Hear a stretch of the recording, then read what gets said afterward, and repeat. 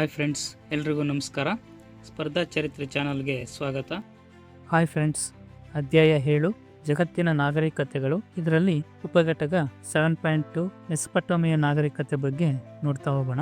Okay ಸ್ನೇಹಿತರೆ, ಮೆಸೊಪೊಟೇಮಿಯಾ ನಾಗರಿಕತೆಯ ಪ್ರಮುಖ ಅಂಶಗಳನ್ನು ನೋಡೋಣ.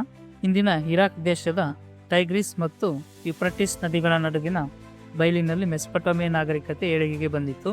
ಗ್ರೀಕ್ ಭಾಷೆಯಲ್ಲಿ ಮೆಸೊಪೊಟೇಮಿಯಾ ಎಂದರೆ ಎರಡು ನದಿಗಳ ನಡುವಿನ ಪ್ರದೇಶ.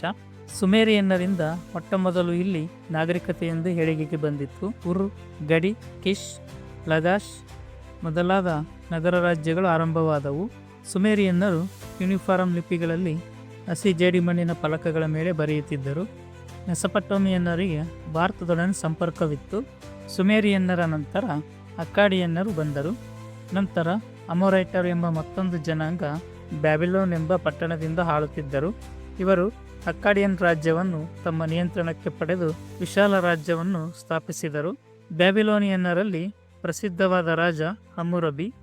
ಬ್ಯಾಬಿಲೋನಿಯನ್ನರ ನಂತರ ಕಾಸೈಟ್ ಮತ್ತು ಹಿಟೈಟ್ ಜನಾಂಗಗಳು ಆಳಿದರು. ಅಸುರಬನಿಪಾಲ್. ಹಿಟೈಟರ ನಂತರ ಮೆಸೊಪೊಟೇಮಿಯಾವನ್ನು ಅಸಿರಿಯನ್ನರು ಆಳಿದರು.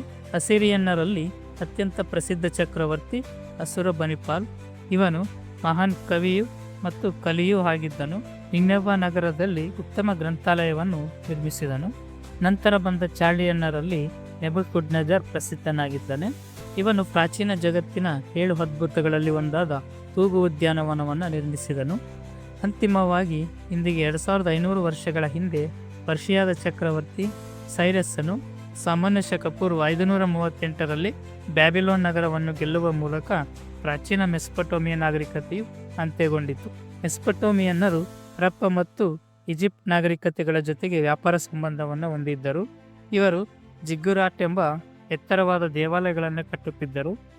ಕೋನಲಿಪಿ ಅಥವಾ ಯೂನಿಫಾರ್ಮ್ ಬರಹಗಳನ್ನು ಈ ಜನರು ಬಳಸುತ್ತಿದ್ದರು. ಗಿಲ್ಗಮಿಶ್ ಎಂಬುದು ಮೆಸೊಪೊಟೇಮಿಯನ್ನರ ಒಂದು ಮಹಾಕಾವ್ಯವಾಗಿದೆ. ಮೆಸೊಪೊಟೇಮಿಯಾದ ಮೊಟ್ಟಮೊದಲ ಬರವಣಿಗೆಯನ್ನು ಅಭಿವೃದ್ಧಿಪಡಿಸಿದವರು ಸುಮೇರಿಯನ್ನರು. ಬ್ಯಾಬಿಲೋನಿಯನ್ನರು, ಅಸಿರಿಯನ್ ಹಾಗೂ ಚಾಲ್ಡಿಯನ್ನರು ಇದೇ ಬರವಣಿಗೆಯನ್ನು ಬಳಸಿದರು.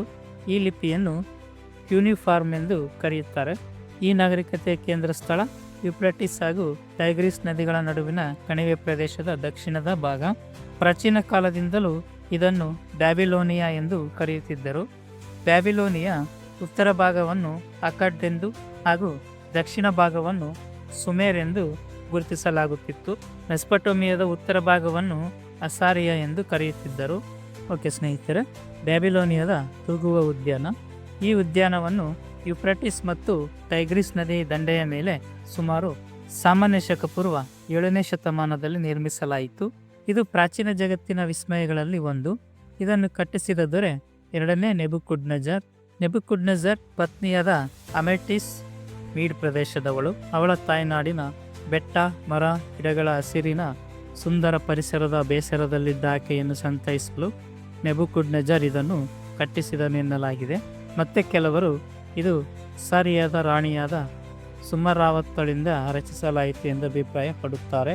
ಅಮೊರೈಟರ ಸುಪ್ರಸಿದ್ಧ ದೊರೆ ಹಮ್ಮುರಬಿ ಪವಿತ್ರ ನಗರವಾದ ಬ್ಯಾಬಿಲೋನಿನಲ್ಲಿ ಅದ್ವಿತೀಯವಾದ ಅರಮನೆಯೊಂದನ್ನು ತನಗಾಗಿ ಕಟ್ಟಿಸಿಕೊಂಡನು. ಹಮ್ಮುರಬಿ ಕಾನೂನು ಸಮಿತಿಯ ನಿಯಮಗಳಿಗೆ ಮುಖ್ಯ ಆಧಾರವೆಂದರೆ 1901ರಲ್ಲಿ ಪತ್ತೆ ಮಾಡಲಾದ ಶಿಲಾಶಾಸನ. ಇಂದು ಇದನ್ನು ಪ್ಯಾರಿಸ್ಸಿನ ಲೌರೆ ವಸ್ತು ಸಂಗ್ರಹಾಲಯದಲ್ಲಿ ಇಡಲಾಗಿದೆ. ಹಮ್ಮುರಬಿ ಸಂಹಿತೆ ಕಣ್ಣಿನ ಬದಲು ಕಣ್ಣು ಮತ್ತು ಹಲ್ಲಿನ ಬದಲು ಹಲ್ಲು ಎನ್ನುವ ತರ್ಕವನ್ನು ಪ್ರತಿಪಾದಿಸುತ್ತಿತ್ತು. ಹಮ್ಮುರಬಿ ಸಂಹಿತೆಯು ನಮಗೆ ಲಭ್ಯವಿರುವ ಅತ್ಯಂತ ಪುರಾತನ ನಿಯಮಗಳಲ್ಲಿ ಒಂದಾಗಿದೆ. ಇವನ ಕಾನೂನು ಸಂಹಿತೆಯಲ್ಲಿ 282 ಕಾನೂನುಗಳಿವೆ. ಈ ಕಾನೂನುಗಳು ವೈಯಕ್ತಿಕ ಆಸ್ತಿ, ವಾಣಿಜ್ಯ, ವ್ಯಾಪಾರ, ಅಪಘಾತಗಳು, ಕಾರ್ಮಿಕರು, ಗುಲಾಮರು, ಮದುವೆ, ವಿವಾಹ ವಿಚ್ಛೇದನ, ಸ್ತ್ರೀ ಪುರುಷರ ಅಧಿಕಾರಗಳು ಮುಂತಾದ ಎಲ್ಲ ಅಂಶಗಳನ್ನು ಒಳಗೊಂಡಿವೆ. ಇವನ ಕಾನೂನುಗಳು ಸೇಡಿಗೆ ಸೇಡು, ಮುಯ್ಯಿಗೆ ಮುಯ್ಯಿ, ಕಣ್ಣಿಗೆ ಕಣ್ಣು, ಹಲ್ಲಿಗೆ ಹಲ್ಲು ಎಂಬ ತತ್ವವನ್ನು ಆಧರಿಸಿವೆ. ಸುಮೇರಿಯನ್ನರ 5 ಪ್ರಮುಖ ಜನಾಂಗಗಳು. ಇತಿಹಾಸಕಾರರು ಈ ನಾಗರಿಕತೆಯು ಅಂದಾಜು ಸಾಮಾನ್ಯ ಶಕ ಪೂರ್ವ 4000ದಿಂದ 3000ಗಳ ಮಧ್ಯದಲ್ಲಿ ಪ್ರಾರಂಭವಾಗಿರಬಹುದು ಎಂದು ಅಂದಾಜಿಸಿದ್ದಾರೆ. ಮೊದಲ ಜನಾಂಗ ಸುಮೇರಿಯನ್ನರು. ಮೆಸೊಪೊಟೇಮಿಯಾ ನಾಗರಿಕತೆಯ ಹರಿಕಾರರು.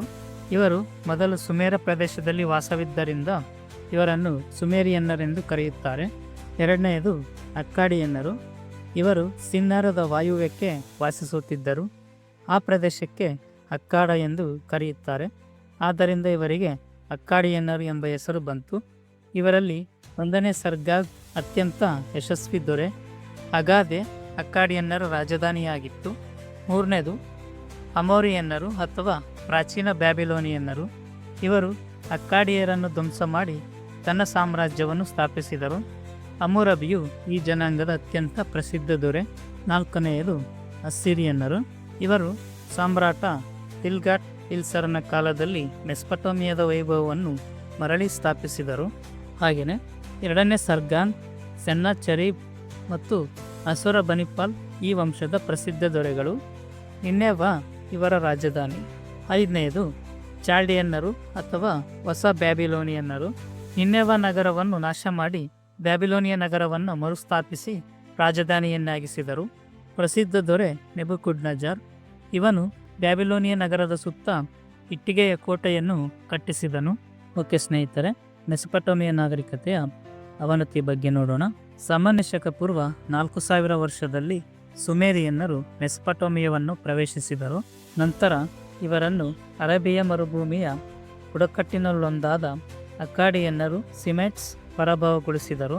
1000 ವರ್ಷಗಳ ನಂತರ ಮತ್ತೊಂದು ಸೆಮೆಟಿಕ್ ಬುಡಕಟ್ಟಾದ ಅಮೊರೈಟರ ಆಳ್ವಿಕೆಗೆ ಅಕ್ಕಾಡಿಯನ್ನರು ಒಳಗಾದರು. ನಂತರದಲ್ಲಿ ಬಂದ ಹಿಟ್ಟೈಟರು ಫಲವತ್ತಾದ ಕಣಿವೆಯನ್ನು ವಶಪಡಿಸಿಕೊಂಡು ಕೊಂಡೊಯ್ಯಲಾಗದದ್ದನ್ನೆಲ್ಲ ನಾಶಪಡಿಸಿದರು. ಅಶುರ್ ಎಂಬ ಮರುಭೂಮಿಯ ದೇವರ ಅನುಯಾಯಿಗಳಾದ ಅಸಿರಿಯನ್ನರು ಹಿಟ್ಟೈಟರನ್ನು ಪರಾಭವಗೊಳಿಸಿದರು. ಇವರು ಇಡೀ ಪಶ್ಚಿಮ ಏಷ್ಯಾ ಮತ್ತು ಈಜಿಪ್ಟಿನ ಪ್ರದೇಶವನ್ನು ಆಕ್ರಮಿಸಿಕೊಂಡು ಸಾಮಾನ್ಯ ಶಕ ಪೂರ್ವ 7ನೇ ಶತಮಾನದವರೆಗೆ ಅಲ್ಲಿನ ಸಮಸ್ತ ಜನಾಂಗಗಳಿಂದ ತೆರಿಗೆಯನ್ನು ಸಂಗ್ರಹಿಸಿದರು. ಸಾಮಾನ್ಯ ಶಕ ಪೂರ್ವ 7ನೇ ಶತಮಾನದಲ್ಲಿ ಮತ್ತೊಂದು ಸೆಮೆಟಿಕ್ ಬುಡಕಟ್ಟಿನ ಚಾಲ್ಡಿಯನ್ನರು ಬ್ಯಾಬಿಲೋನನ್ನು ಮರು ಸ್ಥಾಪಿಸಿದರು. ನಂತರ ಸಾಮಾನ್ಯ ಶಕ ಪೂರ್ವ 6ನೇ ಶತಮಾನದಲ್ಲಿ ಪರ್ಷಿಯನ್ನರ ಆಕ್ರಮಣಕ್ಕೆ ಒಳಗಾದರು. 200 ವರ್ಷಗಳ ನಂತರ ಅಲೆಕ್ಸಾಂಡರನು ಸಿಮೆಟಿಕ್ ಜನಾಂಗಗಳಿಂದ ಆವೃತವಾದ ಈ ಪ್ರದೇಶವನ್ನು ಗ್ರೀಕರ ಒಂದು ಪ್ರಾಂತ್ಯವನ್ನಾಗಿಸಿದ. ಇವರ ತರುವಾಯ ಬಂದಂಥ ರೋಮನ್ನರು ಹಾಗೂ ಟರ್ಕರ ನಂತರ ಈ ನಾಗರಿಕತೆ ಸಂಪೂರ್ಣವಾಗಿ ನಾಶವಾಯಿತು. ಓಕೆ ಸ್ನೇಹಿತರೆ, ಮೆಸೊಪಟೋಮಿಯ ನಾಗರಿಕತೆಯ ಸಾಮಾಜಿಕ ಸ್ಥಿತಿಯನ್ನು ನೋಡೋಣ. ಸಮಾಜವು 4 ವರ್ಗಗಳಲ್ಲಿ ವಿಭಜಿಸಲಾಗಿತ್ತು. ಅರಸರು, ಆಳುವವರ ವರ್ಗ.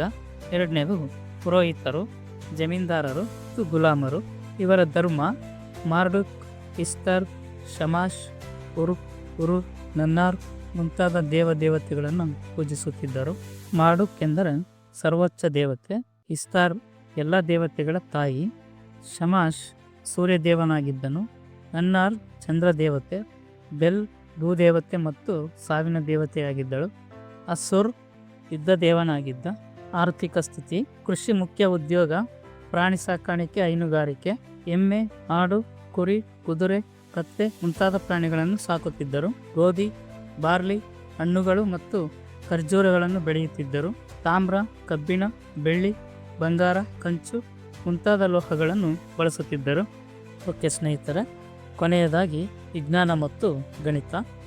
ಇವರಿಗೆ ಗುರು, ಶುಕ್ರ, ಮಂಗಳ, ಶನಿ ಮತ್ತು ಬುಧ ಗ್ರಹಗಳ ತಿಳುವಳಿಕೆ ಇತ್ತು. ಇವರು ವರ್ಷವನ್ನು 12 ತಿಂಗಳುಗಳಾಗಿ ವಿಭಜಿಸಿದ್ದರು. ಅದರಲ್ಲಿ 354 ದಿನಗಳಿದ್ದವು. ಇವರು ಚಾಂದ್ರಮಾನ ಕ್ಯಾಲೆಂಡರ್ ಅನುಸರಿಸುತ್ತಿದ್ದರು. ಇವರು ಗಂಟೆಗೆ 60 ನಿಮಿಷ, ನಿಮಿಷಕ್ಕೆ 60 ಸೆಕೆಂಡುಗಳ ಜ್ಞಾನ ಹೊಂದಿದ್ದರು. ವೃತ್ತವೊಂದರಲ್ಲಿ 360 ಡಿಗ್ರಿಗಳು ಇರುತ್ತವೆ ಎಂದು ತಿಳಿದಿತ್ತು. ಇವರ ಮೆಟೋರಿಯಾ ಮೆಡಿಕಾ ಎಂಬ ಗ್ರಂಥವು ಸಸ್ಯ, ಲೋಹ ಮತ್ತು ಪ್ರಾಣಿಜನ್ಯ ವಸ್ತುಗಳಿಂದ ತಯಾರಿಸಿದ 550 ಔಷಧಗಳನ್ನು ಉಲ್ಲೇಖಿಸುತ್ತದೆ. ಓಕೆ ಸ್ನೇಹಿತರೆ, ಇಲ್ಲಿಯವರೆಗೂ ನಾವು ಮೆಸೊಪಟೋಮಿಯ ನಾಗರಿಕತೆಯ ಬಗ್ಗೆ ತಿಳಿದುಕೊಂಡೆವು. ಮುಂದಿನ ವಿಡಿಯೋದಲ್ಲಿ ಚೀನಾ ನಾಗರಿಕತೆಯ ಬಗ್ಗೆ ತಿಳಿದುಕೊಳ್ಳೋಣ. ಧನ್ಯವಾದಗಳು.